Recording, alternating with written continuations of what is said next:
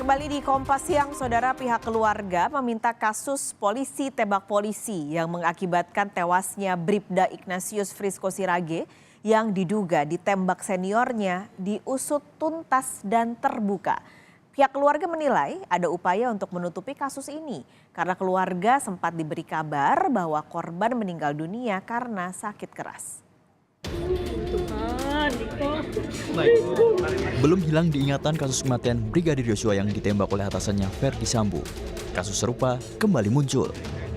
Anggota Densus 88, Bribda Ignatius Frisko Sirage, tewas diduga ditembak seniornya di Rusun Polri Gunung Putri, Kabupaten Bogor, Jawa Barat.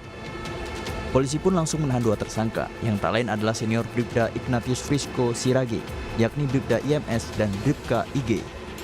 Ayah korban menduga sebelum tewas ditembak senior, anaknya sempat cekcok lantaran menolak tawaran bisnis senjata api ilegal.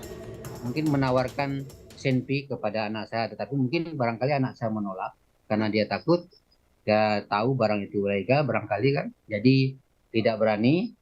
Dan tidak lama kemudian si pelaku ini mengambil senpi di tasnya dan senpi itu meledak mengenai leher anak saya sampai tembus di bawah telinga. Setelah menjalani otopsi, jenazah korban langsung dibawa ke kampung halamannya di Kabupaten Melawi, Kalimantan Barat untuk dimakamkan secara kedinasan pada Rabu kemarin. Pihak keluarga meminta agar kasus ini diusut secara tuntas dan terbuka. Keluarga menilai ada upaya untuk menutupi peristiwa ini karena keluarga sempat diberi kabar bahwa Bribda Ignatius Frisko meninggal karena sakit keras, padahal ia tewas karena tertembak seniornya.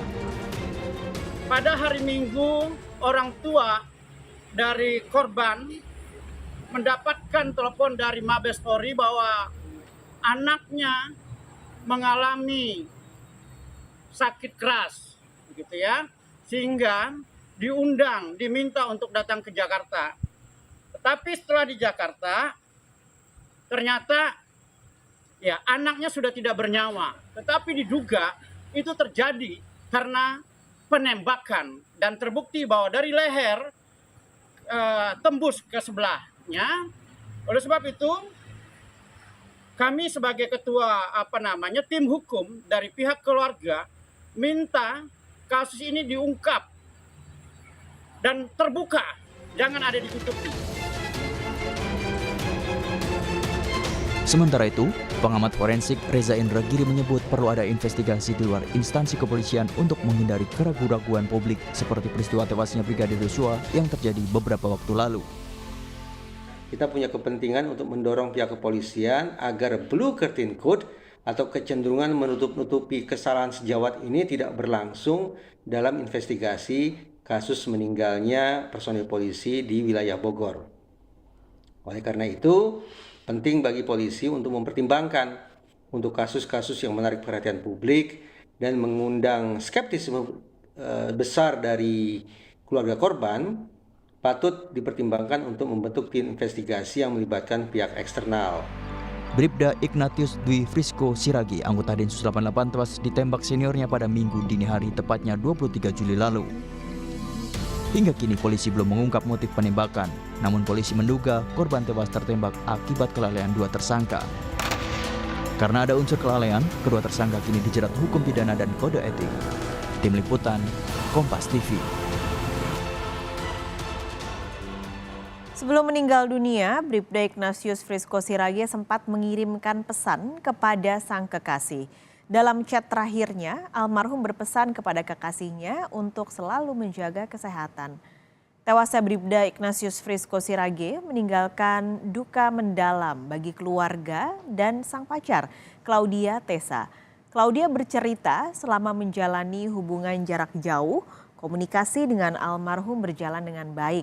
Claudia menyebut di tengah kesibukannya melaksanakan tugas, Ignatius selalu memberi kabar.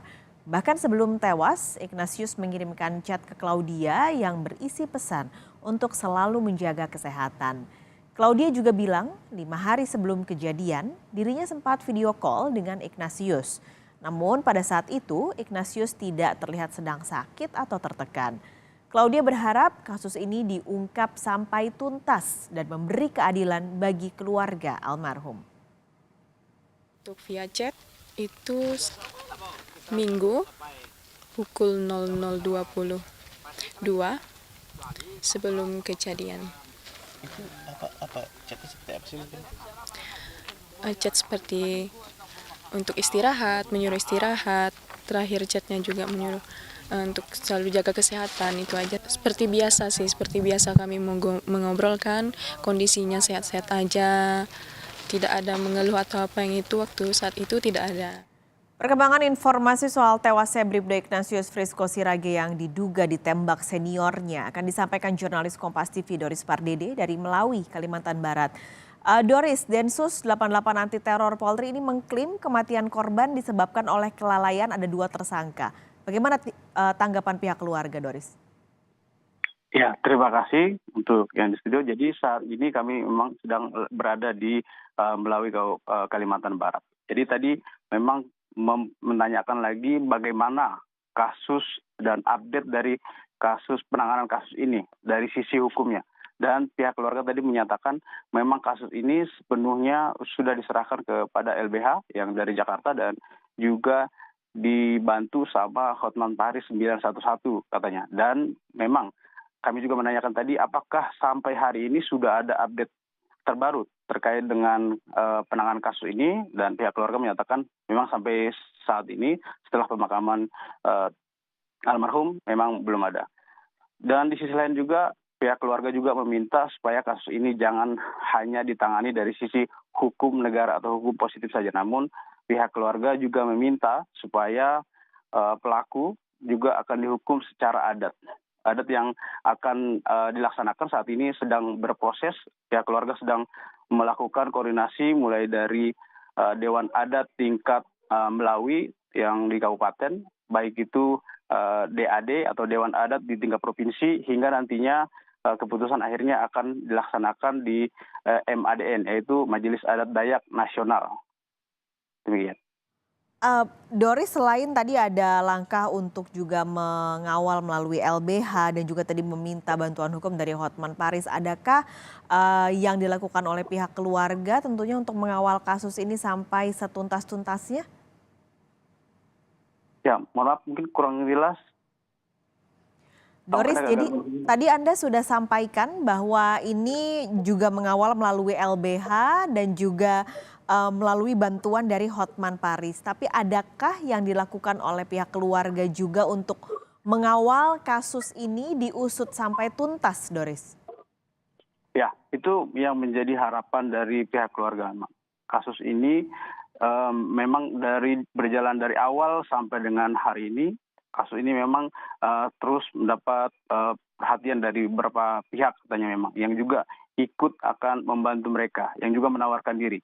Namun melihat proses ini masih terus berjalan dan pihak keluarga masih tetap memakai jasa dan LBH yang sejak awal membantu mereka.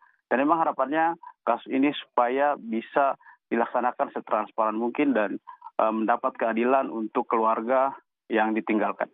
Demikian. Baik, terima kasih Doris Pardede melaporkan langsung dari Melawi, Kalimantan Barat.